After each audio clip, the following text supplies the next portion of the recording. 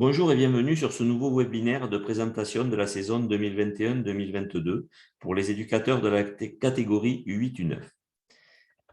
Pour débuter, je vous invite à visionner la nouvelle vidéo de la FFF pour illustrer le retour à la pratique en suivant le lien sur l'article qui accompagne ce webinaire.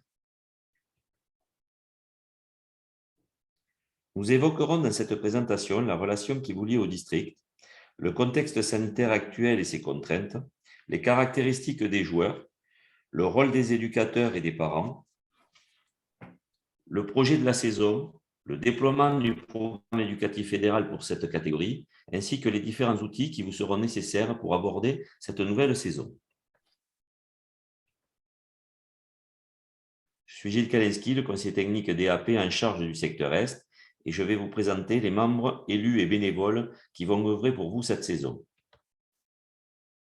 La commission foot animation sera présidée pour les prochaines saisons par Cédric Gravouille. Son équipe est composée par Jean-Jacques Treuillet pour la catégorie U6-U7, Daniel Déré pour la catégorie U8-U9, Patrick Balèche pour les U10-U11, Mansouri Ahmed pour les U12-U13. Et le responsable du pôle sportif, Richard Guissepin, sera en charge de la pratique féminine avec Marilou Arnaud. L'équipe technique est composée par un conseiller technique en charge du projet de performance fédérale en la personne de Pascal Despérou, de 2 techniciens sportifs, Thierry Manot et Romain Galli, ainsi que 2 conseillers techniques en charge du développement des pratiques, Mathieu Gallet et moi-même.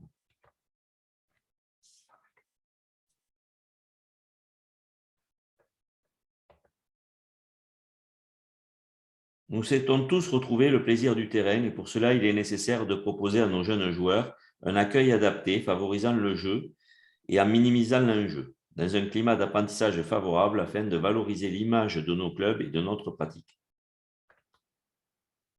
Pour cela, l'encadrement aura un rôle majeur en proposant un retour à la pratique progressif dans les meilleures conditions de pratique. Les joueurs âgés de plus de 12 ans et 2 mois doivent être en possession du pass sanitaire à compter du 30 septembre, sous réserve de nouvelles mesures. Même si le district n'exigera pas le contrôle de ce dernier lors de l'organisation des plateaux. Vous pouvez voir sur cette diapo ce qu'est un pass sanitaire, qui doit le présenter et qui est en charge de le contrôler. Vous pourrez également voir les nouvelles dispositions concernant le port du masque et l'organisation de la pratique lors des rassemblements.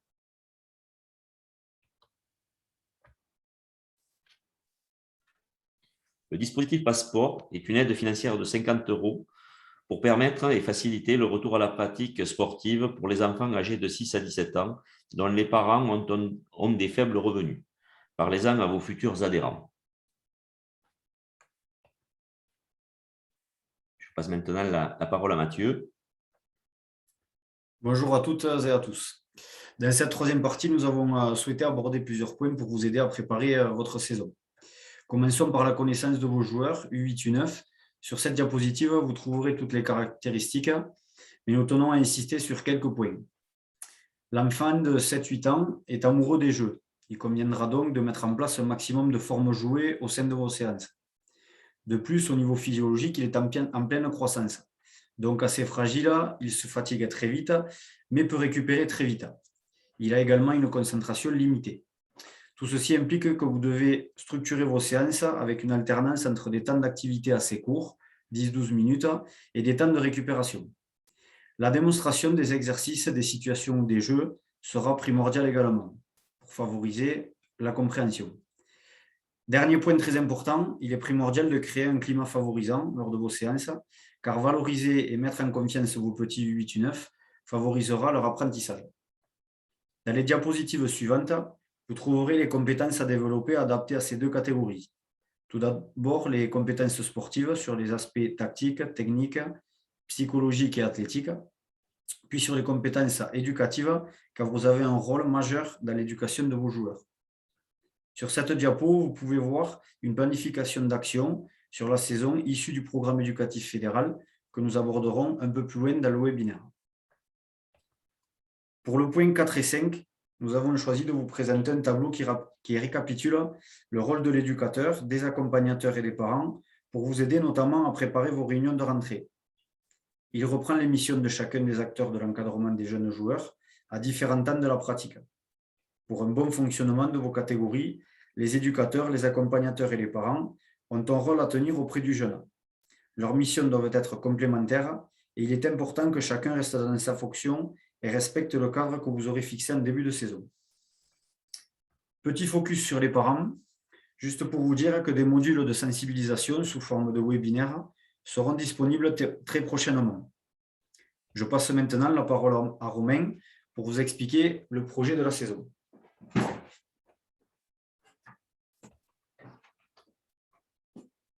Bonjour à tous. Donc, à partir de maintenant, je vais vous présenter le projet de la saison. Donc, je vais débuter par un petit rappel sur les horaires de principe et de pratique. Donc, pour le foot à 5 et notamment la catégorie U8 et U9, le samedi matin se dérouleront les plateaux à 10h30 et seront banalisés tout au long de la saison. Voici le planning prévisionnel de la catégorie U8 U9 pour la saison 2021-2022. Les grosses lignes, donc une reprise pour les U9 le samedi 2 octobre, pour les U8 le samedi 9 octobre. Vous pouvez voir sur la constitution du planning de l'alternance entre du festi-foot, du futsal et de l'interclub, mais j'y reviendrai ultérieurement sur les diapositives suivantes. Vous pouvez voir sur ce slide un exemple de fiche d'organisation pour un plateau à 2 niveaux de 4 à 16 équipes.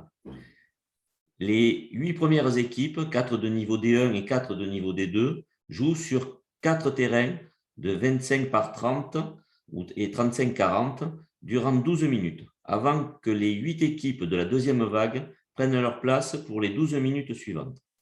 Chaque équipe jouera ainsi alternativement 3 rencontres de 12 minutes avec un atelier technique et un atelier éducatif. Si on prend comme exemple l'équipe 2, on peut voir grâce à la première colonne qu'elle évolue en D1 et qu'elle dispute sa première rencontre sur le terrain 1. La rotation suivante, elle participe à l'atelier technique avant de jouer sa deuxième rencontre sur le terrain numéro 2. Elle enchaîne ensuite par l'atelier éducatif pour enfin terminer sur le terrain numéro 2, où elle disputera sa troisième rencontre avant son départ du plateau. Toutes les rencontres de chaque vague doivent démarrer simultanément. En cas d'absence d'une ou plusieurs équipes, vous proposerez aux équipes de la vague qui ne disputent pas les rencontres de remplacer les équipes absentes, en tenant compte du niveau de l'équipe vacante. Le temps de jeu maximum sur le plateau ne peut excéder 4 reprises de 12 minutes. Vous pouvez voir un deuxième exemple de défi technique, ainsi que le descriptif d'un atelier du programme éducatif fédéral.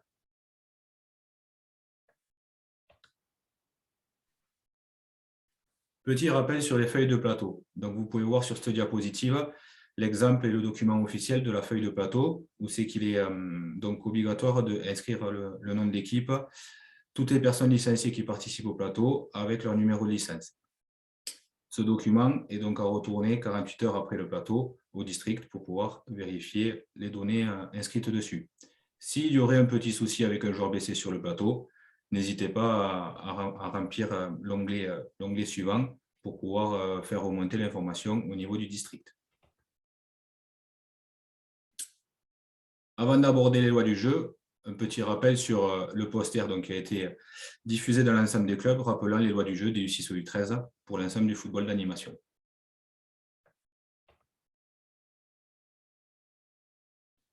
Concernant les lois du jeu, vous trouverez 6 joints sur la diapositive, les lois du jeu appliquées sur le football à 5.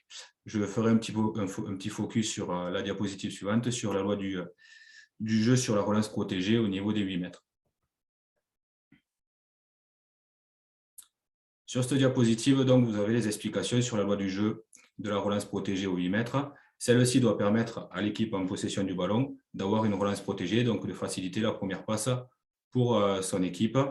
L'idée est de bien matérialiser cette zone des 8 mètres sur l'aménagement de vos espaces de jeu afin qu'elle soit visible pour l'ensemble des pratiquants.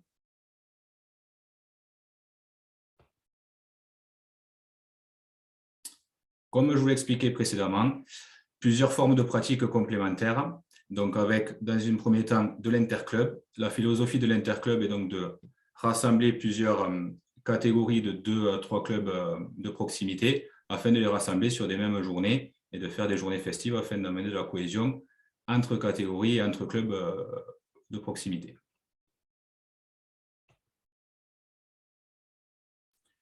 Deuxième forme de pratique complémentaire, de la découverte futsal, qui se dérouleront dans des structures partenaires du district, le Five, l'Urban Soccer ou des gymnases qui seront à disposition. Ces inscriptions se feront via le logiciel PetitFoot et sont bien entendu gratuites. Et enfin, dernière forme de pratique complémentaire, le FestiFoot, qui sont banalisés sur le calendrier général que je vous ai présenté en préambule. Donc, pour le FestiFoot, même principe d'inscription, ça se fait par le logiciel PetitFoot sur le site du district. Et l'idée du FestiFoot, c'est d'apporter une nouvelle forme de pratique sur du 4 contre 4 avec un système de rotation entre chaque match qui est différent que celui que vous pouvez connaître sur les plateaux normaux.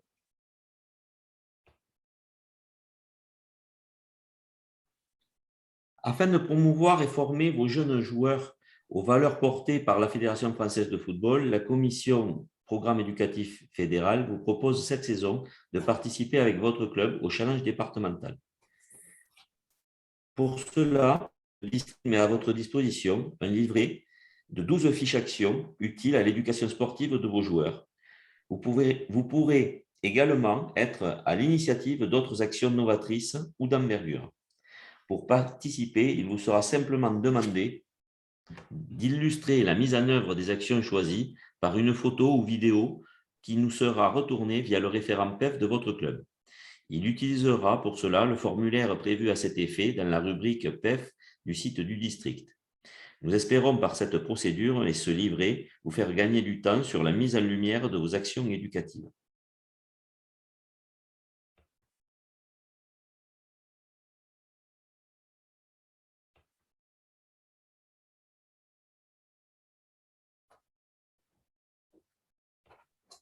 En ce qui concerne les guides et outils disponibles, nous vous rappelons que vous avez toujours plusieurs guides pour vous aider à organiser le retour à la pratique dans vos clubs en téléchargement sur le site de la FFF.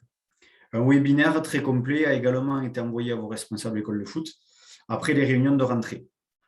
En plus de ces documents, le guide interactif du foot des enfants dont nous avons tiré les informations sur les caractéristiques des joueurs, les lois du jeu et les différentes formes de pratique, notamment, est lui aussi en téléchargement sur le site de la FFF, ainsi que le guide sur les pratiques loisirs et le développement de la pratique féminine. N'hésitez pas à aller les consulter. Un petit mot maintenant sur les dispositifs des labels fédéraux. Il en existe 3 types pour lesquels votre club peut candidater. Le label jeune, le label EFF, donc école de foot au féminin, et le label futsal. Ces labels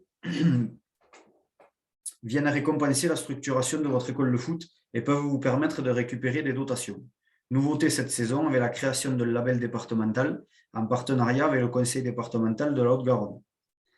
Sur la diapositive suivante, nous avons choisi de vous présenter des actions avec lesquelles vous pouvez aider votre club à obtenir un de ces labels. Ces actions sont réparties en 4 projets, le projet associatif, le projet sportif, le projet éducatif et le projet de formation de l'encadrement, qui valideront, sur lesquels vos clubs vont être évalués. Comme vous pouvez le voir, les clubs qui valideront 4 projets pourront postuler pour les labels fédéraux et ceux qui obtiendront 3 projets pourront postuler pour le label départemental. Pour terminer, nous vous rappelons que pour les nouvelles pratiques, vous avez toujours la possibilité d'emprunter des kits de foot-golf ou de foot-net, donc le tennis-ballon, au district en remplissant le formulaire sur le site et que des formations en e-learning seront bientôt disponibles pour chacune de ces activités.